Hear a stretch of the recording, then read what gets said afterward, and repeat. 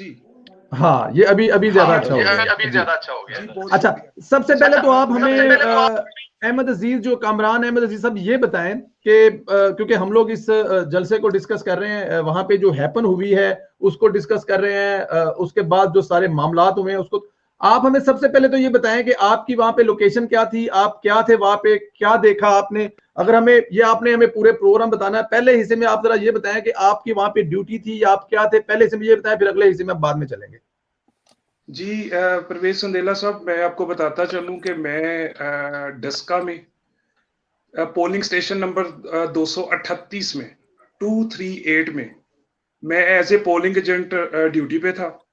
इसकी लोकेशन कौन सी थी तकरीबन कामरान साहब? जी ये government girls primary school number 3 मोहल्ला हाजीपुरा डस्का की लोकेशन थी, सिटी की। ठीक। और यहाँ पे एक्चुअली जो सुबह से ही जो हमारे अपोजिट थे पीटीआई के जो वहां पे पोलिंग एजेंट थे, बड़ा अग्रेसिव मूड था, लड़ाई झगड़े वाले मूड में थे और काफी चपकलश चलती रही हमारी, सुबह के टाइम से ही स्टार्ट हो गई थी। और उन्होंने हर वो काम जो हम कानून के मुताबिक प्रिजाइडिंग अफसर साहब को कहने की कोशिश करते थे, कन्वे करते थे, वो हर काम में वो उसको अपोज करते थे। और लेकिन ये है कि तकरीबन 12-1 बजे के बाद हमें ये इतला मिली थी पीटीआई के ही पोलिंग एजेंट से कि जुमे के बाद आप पोलिंग नहीं होगी। अच्छा, ये आपको पहले इतला हाँ, मिल गई थी कि जुमे के बाद पोलिंग नहीं होगी? नहीं होगी। ये मेरे कुछ अपने सोर्सेज भी हैं क्योंकि मैं वहां का रहने वाला हूँ, मेरे दोस्त भी हैं पीटीआई में, ठीक है जी। उन्होंने मुझे कुछ ने कन्वे किया जो अंदर ही मौजूद थे, कुछ वोट डालने आए थे और कुछ एज ए पोलिंग एजेंट वहां पे काम कर रहे थे, ठीक है जी। उन्होंने मुझे कुछ फ्रेंडली तौर पे मुझे कुछ कन्वे किया कि यार आप लोग अग्रेसिव ना होना, यहाँ पे कुछ होने वाला है। हमारी रात को जो लास्ट मीटिंग हुई है मॉडल टाउन में, आई थिंक मॉडल टाउन ही बताया था उन्होंने, डस्का मॉडल टाउन में जी, वहां पे ये तय हुआ है कि डस्का के बेशतर जो पोलिंग स्टेशन है जहां पे पीएमएलएन की अच्छी खासी लीड निकलती है, वहां पे हमने जुम्मे से पहले या जुम्मे के फौरन बाद पोलिंग रोक देनी है, ठीक है जी। इसके बाद जब परवेज संदेला साहब हमें ये जब पता चला तो वही हुआ, जुम्मे के बाद जब एकदम से टर्न आउट बढ़ना शुरू हुआ है, लाइनें दोबारा से लगनी शुरू हुई हैं अंदर पोलिंग स्टेशन के अंदर, तो एकदम से जो वहां पे एसएचओ साहब थे, शराज आई थिंक उनका नाम था, वो एसएचओ साहब ने क्या किया, एकदम से गेट बंद किया। ये 3 बजे का एग्जैक्ट टाइम था, एकदम से गेट को लॉक कर दिया। सारी पुलिस वाले जो अंदर आ गए हैं, कुछ छत पे जो आप ऑन ड्यूटी थे, तो इन्होंने कुछ क्लिप बनाने शुरू कर दिए, अंदर खाली करा के पोलिंग स्टेशन, सारे वोटर्स को बाहर निकाल के इन्होंने क्लिप बनाने शुरू कर दिए खाली पोलिंग स्टेशन। वो कहीं भेज रहे थे, कुछ क्लिप बना रहे थे, कुछ उनकी पिक्चर्स बना रहे थे अंदर से, और वो ऊपर कहीं पे वो भेजे जा रहे थे, ठीक है जी। हमने इतराज करने शुरू किए, प्रिजाइडिंग साहब थे जो हमारे वहां पे। मुझे कामरान एक मिनट टोको, मुझे ये बताएं कि जब ये बंद किया गया था उस वक्त कुछ हैपन हुई थी वहां पे, कुछ फायरिंग या प्रॉब्लम या मसाइल नहीं हुआ था? तो जी मैं आ रहा हूँ उस पे। उस वक्त कुछ भी नहीं था हुआ, ठीक हो गया जी। तकरीबन 3:35 पे इन्होंने पूरी तैयारी की है, पहले अंदर हर चीज क्लोज अप की है। उसके बाद 3:35 में जो साथ ये कॉर्नर बनता है स्कूल, इसके साथ एक छोटी गली है जी, वहां पे उस गली में इन्होंने दीवार के पास फायरिंग करवाई है। अच्छा, हम लोग अंदर थे, हमें नहीं पता फायर किसने किए, लेकिन फायर वहां पे हुए हैं, वहां पे बकायदा उन्होंने ब्रस्ट मारे हैं, वहां पे काफी देर फायरिंग हुई है। पुलिस वाले ऊपर जो छत पे थे उनके पास गन्ने थी, जो नीचे थे उनके पास कोई गनशन नहीं थी, वो सिर्फ उनके पास वो स्टिक्स थी या कुछ खाली हाथ थे, ठीक है जी। मैंने इनको कहा जी आप एक्शन क्यों नहीं ले रहे, फायरिंग हो रही है, आप ऊपर खड़े हैं। वो उन्होंने कहा जी हमें ऑर्डर नहीं है फायर का, ठीक है जी, पुलिस वालों ने कहा। और ये जब फायरिंग हो गई है, फिर पुलिस वालों ने सारा वो पोलिंग जो प्रिजाइडिंग्स थे, 2 प्रिजाइडिंग्स थे, मेरा 238 में ड्यूटी थी, एक मेरे साथ साथी थे पोलिंग एजेंट, उनकी आई थिंक 239 या 240 नंबर पोलिंग स्टेशन था, ये 2 इकट्ठे थे। तो वहां पे उन्होंने वाइंड अप करना शुरू कर दिया, उन्होंने सामान उठा के कमरे में महफूज करना शुरू कर दिया। और परवेज संदेला साहब मैं बताता चलूं कि यहाँ पे जो एक चीज थी वो बड़ी हैरानकुन थी। कि 5 मिनट गुजरने के बाद जब फायरिंग खत्म हुई है ना, तो एसएचओ साहब जो शहराज साहब थे, वो आके तो कांस्टेबल से कह रहे हैं, मेरे सामने, मैं देख रहा हूँ, सुन रहा हूँ, मेरे सामने है बिल्कुल। एएसआई थे एक, मुझे उनका नाम नहीं अब याद, वो कह रहे हैं यार क्या बताऊं, क्या हुआ है भला, क्या फायरिंग हुई है या ब्रस्ट है, क्या बताऊं। तो उन्होंने फिर मुस्कुराते हुए हल्का फुल्का उन्होंने आपस में बात की है, और आगे उन्होंने, मुझे नहीं पता आगे फिर क्या कन्वे करते रहे फोन पे, और कोई एक्शन नहीं पुलिस ने लिया। फिर इसके तकरीबन बाद कोई पोलिंग नहीं हुई, और एकदम से 4:50 पे 20 से 25 पीटीआई का एक ग्रुप लड़कों का आया, उन्होंने गेट खुलवाया आके इनसे, एसएचओ साहब से कह के, और उन्होंने आके अपने वोट कास्ट किए। और उसके बाद हमने बहुत रिक्वेस्टें की है, बाहर पूरी गली भरी हुई थी वोटर से, सारे नारेबाजी कर रहे थे हमें हमारा वोट डालने दो, लेकिन किसी ने गेट खोलने की कोशिश हमने बड़ी की है, लेकिन एसएचओ साहब कहते थे आप आराम से बैठ जाएं, जो मैं कहता हूं वैसा करें, ना ऐसे करें, ये ना करें, वो ना करें। खैर प्रिजाइडिंग अफसर साहब कह रहे थे जी मैं मजबूर हूं, मैं अपने इख्तियारात नहीं यूज कर सकता। मैंने उन्हें बड़ा कहा मैं रिटर्न एप्लीकेशन देता हूं आपको, आप एज ए जुडिशियल मजिस्ट्रेट इख्तियारात हैं आपके पास सर, आप एक्शन लें। वो कहते थे जी मैं बेबस हूं। बिल्कुल ठीक है, बिल्कुल ठीक है, मैं आपकी तरफ से आता हूं। बहुत शुक्रिया भाई, हमारे साथ रहिएगा आप। अच्छा साहब, ये देखिए जरा, भाई ये बता रहे हैं कि ये सारा कुछ प्लानिंग के साथ हुआ है पहले से। जाहिर है पीटीआई के दोस्त वगैरह ये उन्होंने कहा यार हाथ हल्का रखना, ऐसे कोई ऐसी गड़बड़ होनी है तो ज्यादा इमोशनल जज्बाती ना होना। और उसके बाद कहते हैं कि गेट वगैरह बंद करके वीडियो वीडियो बना के उसके बाद जाके बाहर फायरिंग की है, पोलिंग दोबारा नहीं करवाई, आधा घंटे पहले पोलिंग दरवाजे खोले हैं और पीटीआई के लोग अंदर आए हैं, सिर्फ उन्होंने वोट डाले हैं। मतलब ये किसी एक पोलिंग स्टेशन पे तो ऐसा नहीं हुआ होगा अर्शद साहब, ये तो अगर ये प्लानिंग है तो फिर तो बहुत सारे पोलिंग स्टेशन पे ऐसा हुआ होगा अर्शद तोये साहब। देखिए मैं भाई की बात ना कंप्लीट सुन नहीं सका, थोड़ी सी सिग्नल्स का इशू हुआ था, भी ठीक है। ये बिल्कुल दुरुस्त कह रहे हैं, ये जिस तरीके से प्लान किया गया था, लेकिन मसला ये हुआ था कि अगर 500 बंदा है उसमें से वो ये चाहते हैं कि चलें 100 बंदे को इनवाइट कर लें वोट डालने के लिए, उन 100 में से भी जो है ना 80 या 90 तो जो है वो शेर के हामी थे। और लोग भी बड़े आजकल स्मार्ट हैं, उनको पता है कि अगर ये पीटीआई के बंदों को जाने के लिए कह रहे हैं तो वो खुद भी 1 मिनट में जो है चालों को समझते हैं, वो कहते हैं कि हमने डालना ही जो है ना बल्ले पे है, तो अंदर इंटर हो जाते हैं। और पूरे शहर के अंदर जिस तरीके से हर पैमाने हर जाविये से ये जो वोट कास्ट होता हुआ नजर आ रहा था, स्लो नजर आ रहा था, तरीकेकार अपनाया जा रहा था, पुलिस थी, फिर इसके अलावा दीगर एजेंसियां थी, उन सब के होते हुए ये सारे काम होना, लेकिन इसके बावजूद जो है ना पीएमएलएन की को फतह मिलना बहुत बड़ी बात है। मैं मतलब बड़े मोहतात अल्फाज इस्तेमाल करूंगा, जाने गई हैं और जो जुल्म हुआ है, जो ज्यादती हुई है, ये एक इंतहा है। अगर इसके अगेंस्ट पीएमएलएन या पाकिस्तान की अवाम अपना रास्ता लेती है तो उसका कौन जिम्मेदार है?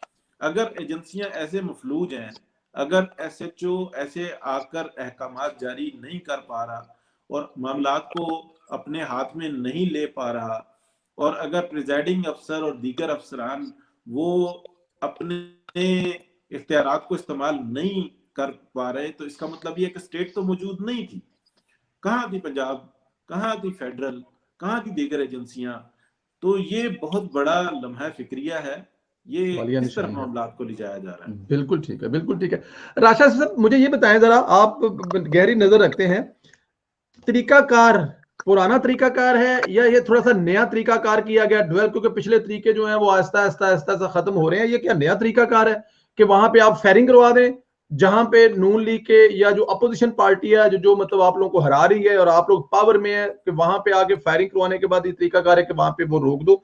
और दूसरा मुझे ये बताया, जो अंदर ऑफिसर बैठा हुआ है जिसके पास मजिस्ट्रेट की पावर होती है, वो बेबस क्या बेबस होता है? उसको क्या उसके कोई बच्चे उठाए होते हैं या उसके गन पे रखी होती है?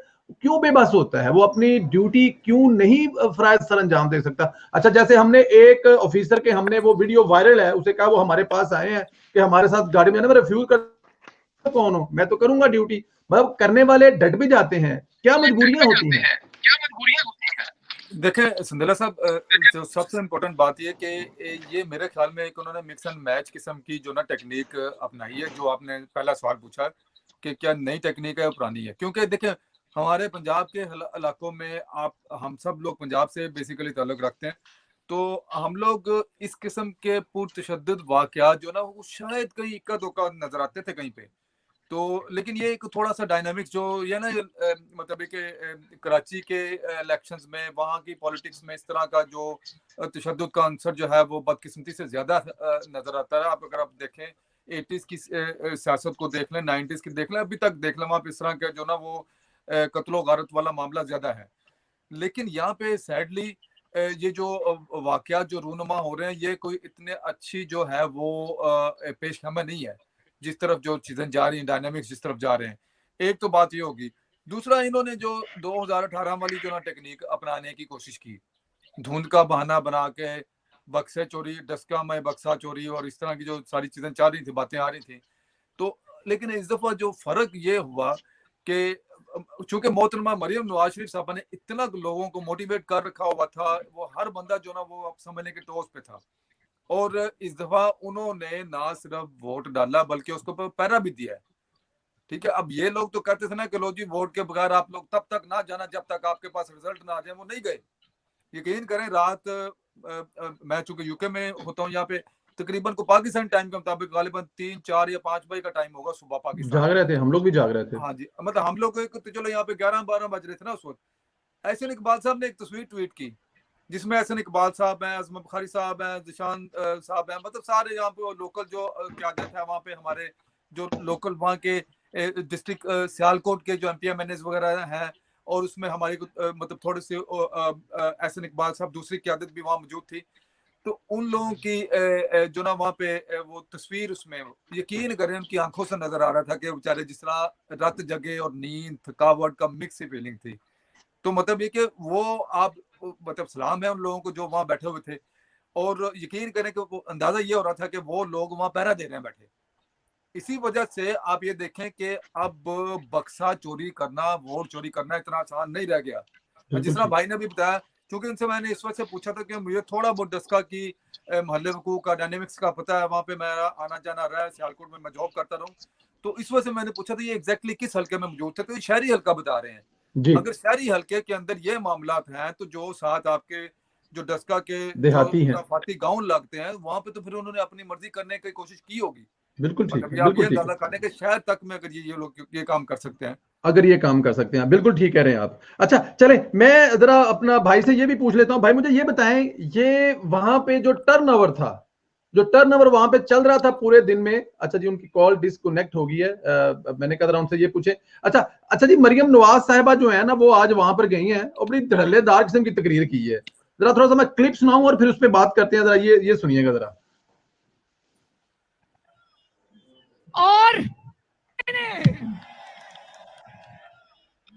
और मैंने और मुस्लिम लीग नून ने, आपकी जमात ने ये मुतालबा किया है इलेक्शन कमीशन से कि पूरे का पूरा डस्के में री इलेक्शन होना चाहिए।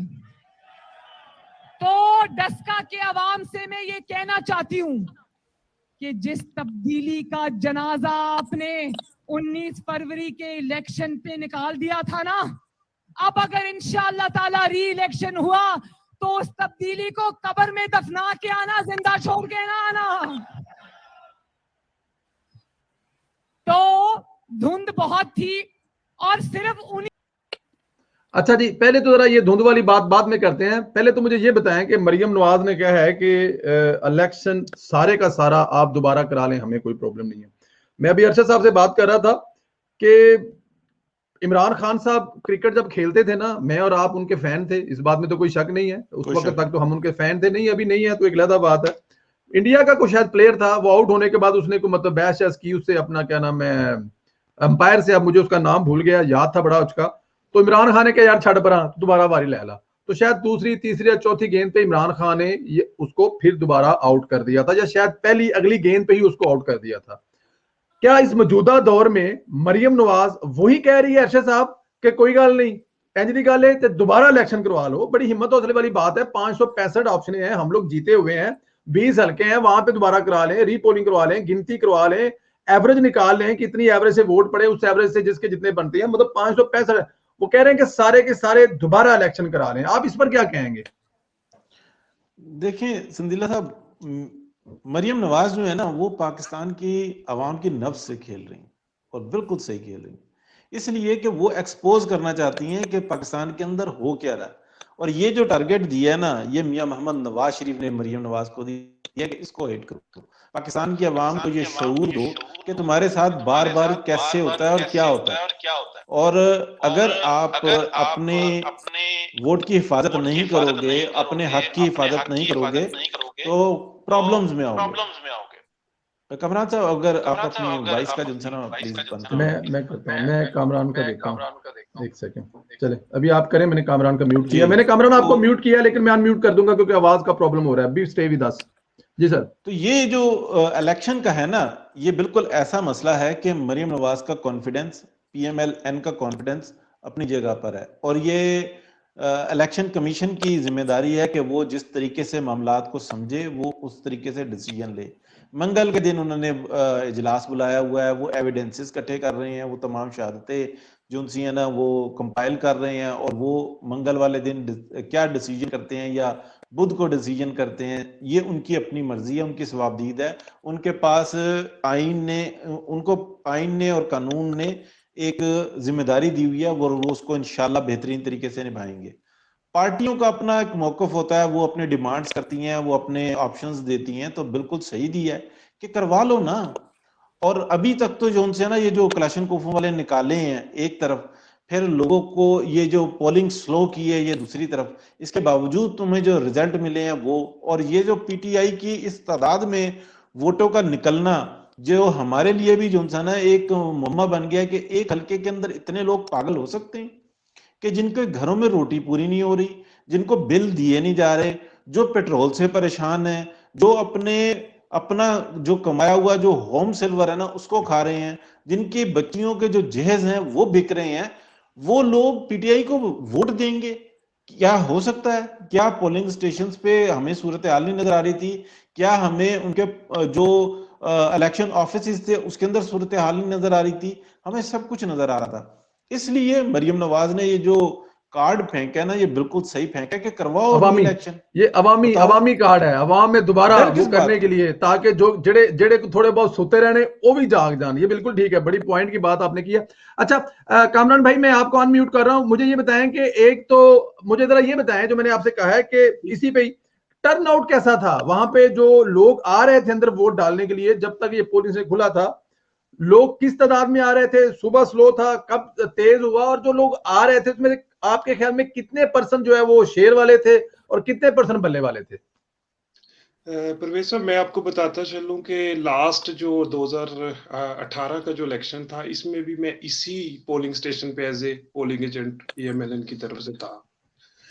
इस दफा जो टर्नआउट मेरी जो असेसमेंट है उसके मुताबिक ये ऑलमोस्ट 50% था टर्नआउट। ओके। और जोशो क्रोश दीदनी था। जो मुझे लग रहा था कि जो हमारा जो लीड आएगी यहाँ से, वो तकरीबन अगर ये पोलिंग कंटिन्यू रहती 5 बजे तक स्मूथली चलती, तो हमारी 1000+ लीड थी यहाँ पे। कितना वोट टोटल था वहां पे इस? जी, ये अप्रोक्सीमेटली यहाँ पे टोटल वोट जो पड़ा है, असल में 2 बूथ थे औरतों के साइड, हमारी एक साइड पे, और 2 मर्दों के थे। ठीक है जी। यहाँ पे तकरीबन टोटल वोट जो कास्ट हुआ है तकरीबन 2000+ है, और हमारी जो लीड वहां पे आई है 450 के करीब है टोटल। Okay okay. जी, लीड जो आपकी तो 450 की, और टोटल 2000 वोट कॉस्ट हुआ है।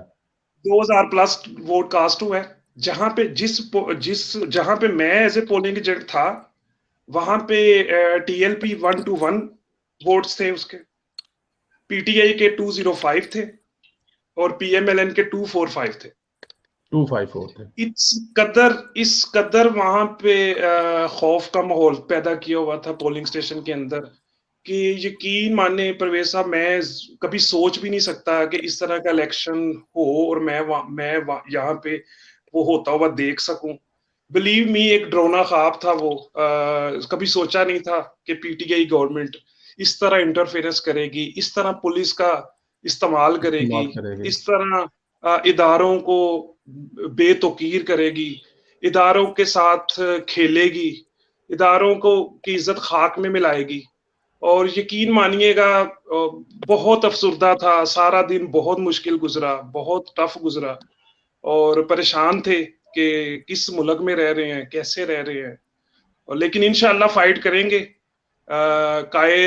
हमारे कायद का जो बयानिया है, वोट को इज्जत दो, उसके लिए खड़े रहेंगे इंशाअल्लाह। यार हम लोग आपको अप्रिशिएट करते हैं, बिलीव करेंगे, बल्कि मैं तो आपको सल्यूट करता हूं कि यार हम लोग यहाँ टीवी पे बैठे होते हैं, कंप्यूटर पे बैठे हैं, खोला शुरू हो गया, लेकिन आप लोगों को हम लोग बिल्कुल सलाम, आपकी जरूरत और बहादुरी को, आप वहां रहते हैं, लोकल हैं, उन लोगों के सुबह शाम आपको मत्थे लगना है, पुलिस से आपने उलझना है, करना है, और अपने कायद के नजरिए पर इस तरह से वोटों की जो आप लोगों ने हिफाजत की है। मुझे जरा शॉर्ट बता दीजिएगा, मैं जरा ये, क्योंकि फिर मैं हाजमे होता हूँ, वोट की जो हिफाजत वाला मामला था, जब वहां पे आप लोग आ गए, जब गिनती आई, बक्से पलटे गए आगे पीछे, वहां पे कैसा माहौल था? वहां पे भी गड़बड़ेशन करने की कोशिश की गई, या आप लोग डटे हुए थे, खड़े थे, हिल नहीं रहे थे? सर मैं थोड़ी सी एक बात और करके इस पे आता हूँ कि जो प्लानिंग थी ना, जो दोस्तों ने मुझे कन्वे किया था, असल में मेरे ना ज्यादा दोस्त जो है ना वो पीटीआई में, ठीक है, तो फिर अब वो ज्यादा जो दोस्त हैं वही अंदर की बात बताते थे, वही अंदर की बात बताते थे। अब उनमें से 2-3 पोलिंग एजेंट थे। एक मेरे अपने दोस्त ने 3 दिन पहले एज ए पोलिंग एजेंट खड़े होने पे मुझे धमकी दी। अच्छा। कि यार तुम ना हो, कुछ होना है तो आप ना आना, ठीक है जी। मैंने कहा यार मैंने ना अपनी पार्टी को हाँ कर दी हुई है, तो मेरा नाम फाइनल हो गया हुआ है, अब मैं अपना नाम वापस नहीं ले सकता, ठीक है। मैंने एक्सक्यूज कर ली। उसने कहा फिर जिम्मेदार हो। मैं कहा ठीक है यार, देखा जाएगा जो होएगा, कुछ नहीं होता। खैर वहां पे जनाब जब हम सारा दिन हमारा गुजरा है, बातें शातें होती रही, आपस में खुलती रही हैं बातें। तो बातों में मुझे ये समझ आई है कि जो हमारी लास्ट मीटिंग रात को हुई है ना, उसमें एक तो ये तय था जी कि शहर के जो हल्के है ना, यहाँ से हमेशा मरहूम ज़ाहिर शाह साहब जो हमारे एमएनए थे, वो अप्रॉक्सीमेटली 15-20 हजार की लीड लेते थे शहर के हल्कों से, ठीक है जी। इनकी जो सारा फोकस था वो ये था कि हमने जो शहर के हल्के हैं ना, उन पे अफरा तफरी करनी है, वहां पे पोलिंग रोकनी है। वहां से पोलिंग रुकेगी, ये सारी लीडरशिप यहाँ पे फोकस हो जाएगी, और हम इर्द गिर्द जो गांव है वहां पे हम अपना खेल खेलेंगे। मुझे जो समझ आई है इनकी बातों से, वो ये समझ आई।